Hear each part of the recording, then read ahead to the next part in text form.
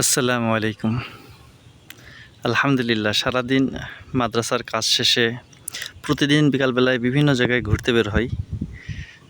কোনো সঙ্গী সাথী ছাড়া একা একাই বের হই। আল্লাহর রহমতে বিকালটা আমার ভালোই কাটে।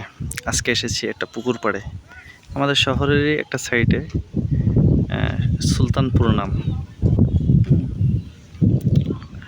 সময়টা এক অসাধারণ কাটে। মাঝে আমার ভাইয়ের সাথে 2-3 দিন ভাইকে নিয়ে আসতেছি। এই যে আমার তারিফ ভাই।